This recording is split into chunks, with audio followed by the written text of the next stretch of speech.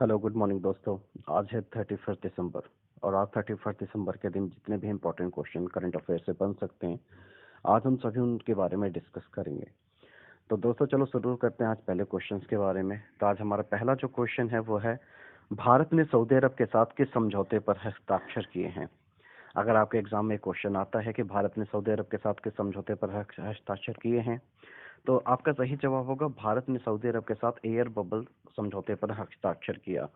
यानी कि अभी भारत ने कल एयर बबल समझौते पर हस्ताक्षर किया। अब एयर बबल हस्ताक्षर क्या है, इसके बारे में हम आगे डिस्कस करेंगे। तो भारत सरकार और सऊदी अरब सरकार ने सभी पात्र यात्रियों को दोनों देशों के बीच यात्रा करने की अनुमति दी है। अनुमति देने के लिए एक एयर बबल समझौते का अंतिम रूप दिया है। अगर इसके इम्पोर्टेंट टॉपिक्स के बारे में बात करें, इसके इम्पोर्टेंट फैक्ट्स के बारे में बात करें, तो इसका इम्पोर्टेंट जो फैक्ट है वो ये है, एयर बबल समझौता दोनों देशों के बीच 1 जनवरी 2022 से उड़ानों की अनुमति देगा। दूसरा जो मुख्य बिंदु है, एयर बबल समझौता दो देशों के बीच अस्थायी व्यवस्था है। इस तरह की व्यवस्था का उद्देश्य वाणिज्यिक यात्री सेवाओं को फिर से शुरू करना। अगर नियमित अंतर्राष्ट्रीय उड़ानें निलंबित हैं, जैसे अभी कोविड का टाइम चल रहा है, कोरोना का टाइम चल रहा है, तो बहुत सारे जो इंटरनेशनल फ्लाइट्स हैं, अंतर्राष्ट्रीय उड़ानें हैं, वो अभी निलंबित हैं, यानी कि रेस्ट्रिक्टेड हैं, अभी अलाउ नहीं है। तो इस एयर बबल समझौता के अनुसार एक दूसरे के देशों के पैसेंजर्स को आवागमन कर सकते हैं। तीसरा जो इम्पोर्टेंट पॉइंट है दोस्तों वो है, भारत ने कोविड-19 के बढ़ते मामलों और ओमिक्रॉन वेरिएंट के कारण 31 जनवरी तक भारत में सभी निर्धारित अंतर्राष्ट्रीय यात्री उड़ान संचालन को निलंबित कर दिया है। जैसा कि मैंने आपको पहले ही बताया कि कोविड के कारण ये निर्णय लिया गया था। चौथा जो पॉइंट है वो है, कोविड-19 महामारी के बीच भारत ने 35 देशों के साथ एक हवाई एयर बबल समझौते पर हस्ताक्षर किए। यानी कि भारत ने 35 देशों के साथ हवाई एयर बबल समझौते पर हस्ताक्षर किया है। तो अगर आपके एग्जाम में क्वेश्चन आता है कि एयर बबल क्या है, तो आप इसका जवाब ये होगा। हम दूसरे क्वेश्चन की तरफ चलते रुक करते हैं। हमारा जो दूसरा क्वेश्चन है वो है, एएफएसपी अधिनियम क्या है। यानी कि एएफएसपी अधिनियम अगर आपसे पूछा जाए तो आप इसका जवाब दे सकते हैं।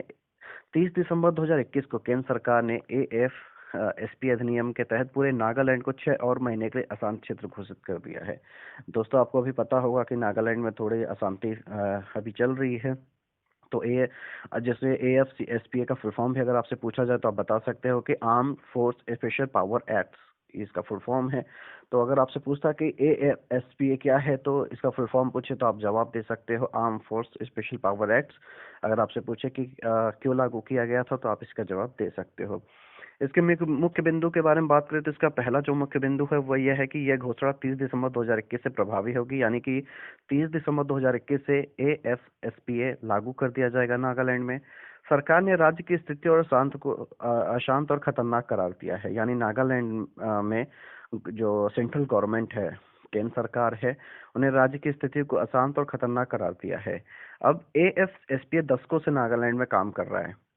अगला जो मुख्य बिंदु वो ये है, यह निर्णय केंद्र सरकार द्वारा नागालैंड से विवादास्पद सशस्त्र बल विशेष अधिकार अधिनियम को वापस लेने की संभावना की जांच के लिए एक उच्च स्तरीय समिति के गठन के कुछ दिन बाद लिया गया था।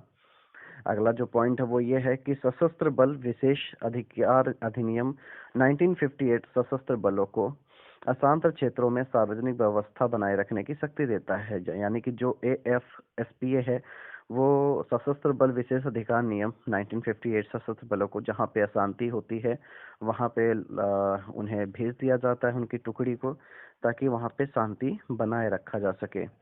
अगला जो क्वेश्चन है कि भारतीय सेना ने क्वांटम प्रयोगशाला की स्थापना कहाँ की।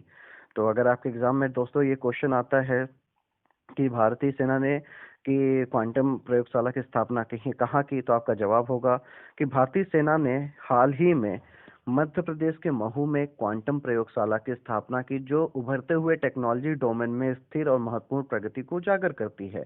अगर इसके मुख्य बिंदु में के बारे में बात करें तो इस क्वांटम प्रयोगशाला की स्थापना राष्ट्रीय सुरक्षा परिषद सचिवालय की सहायता से की गई है। अगला जो पॉइंट है वो ये है कि यह प्रमुख विकासशील क्षेत्रों में अनुसंधान और प्रशिक्षण का नेतृत्व करने के उद्देश्य में महू में military college of telecommunication engineering में स्थापित किया गया है। अगला जो पॉइंट वो ये है कि साइबर सुरक्षा प्रयोगशाला और अत्याधुनिक साइबर रेंज के माध्यम से साइबर युद्ध पर प्रशिक्षण दिया जा रहा है। अगला जो पॉइंट है वो ये है, क्वांटम प्रौद्योगिकी के क्षेत्र में भारतीय सेना का शोध अगली पीढ़ी के संचार में छलांग लगाने और भारतीय सशस्त्र बलों में क्रिप्टोग्राफी की वर्तमान प्रणाली को पोस्ट क्वांटम क्रिप्टोग्राफी में बदलने की मदद करेगा। तो आपसे अगर एग्जाम में क्वेश्चन पूछा जाता है कि वैसे क्वेश्चन इसमें ज़्यादा इंपॉर्टेंट तो है नहीं, इसमें पहला जो इम्पोर्टेंट क्वेश्चन यही आ सकता है कि भारतीय सेना ने क्वांटम प्रयोगशाला की स्थापना कहाँ की। आपके पास ऑप्शन होगा तो आप बेसिकली जवाब दे सकते हो। तो ये आपका क्वेश्चन है। अगले अगर हम क्वेश्चन की तरफ करें कि 31 दिसंबर के कुछ महत्वपूर्ण पॉइंट के बारे में बात करें कि 31 दिसंबर को क्या क्या महत्वपूर्ण चीज़ें हुई हैं, उसके बारे में अगर हम डिस्कस करें तो पहला जो आपका महत्वपूर्ण डेट रहा है 31 दिसंबर के, जो एग्जाम में आ सकते हैं, भारत में 5G सेवाओं की शुरुआत की गई है। यानी अगर क्वेश्चन आपसे आपके एग्जाम में आता है कि भारत में 5G सेवा की शुरुआत कब की गई है, तो आप जवाब दे सकते हो कि 31 दिसंबर को 2021 को भारत में 5G सेवाओं की शुरुआत की गई है। अगला जो इम्पोर्टेंट पॉइंट्स है, जो क्वेश्चन आ सकता है, वो है कि ग्राम उजाला कार्यक्रम के तहत CSL ने 50 लाख LED बल्ब वितरित किए हैं। ग्राम उजाला कार्यक्रम के तहत CSL ने 50 लाख LED बल्ब दिया है ताकि उजाले, जिन घरों में बल्ब नहीं है, रोशनी नहीं पहुंच पाई थी, इनका एक आपका कार्यक्रम होगा, ग्राम उजाला कार्यक्रम, उसी के अकॉर्डिंग। अगला जो क्वेश्चन आ सकता है वो है ये कि राष्ट्रीय 2021 के लिए राष्ट्रीय नस्ल संरक्षण पुरस्कार प्रदान किया गया है। ये भी आपके एग्जाम में आ सकता है, तो दोस्तों इसे भी नोट करके रखिए। अगला जो क्वेश्चन है, ये सबसे इम्पोर्टेंट क्वेश्चन, ये आपके एग्जाम में आ सकता है। तेलंगाना ने 100% आबादी को कोविड की पहली डोज लगाने का लक्ष्य हासिल किया है। सबसे इम्पोर्टेंट क्वेश्चन यही है दोस्तों, इसको आप याद करके रखें, इसको नोट करके रखें। ये एग्जाम में आ सकता है क्योंकि आपके करंट अफेयर से रिलेटेड ही ये क्वेश्चन है। तो ये क्वेश्चन आज का है, तो इसे बेसिकली याद करके रखें। तो दोस्तों ये आपका आज का 31 दिसंबर का करंट अफेयर्स रहा, और 31 दिसंबर करंट अफेयर्स से रिलेटेड एक और वीडियो मैं पोस्ट करूंगा अभी थोड़ी देर में, आपके यूट्यूब चैनल में आ जाएगा, आप देख सकते हैं।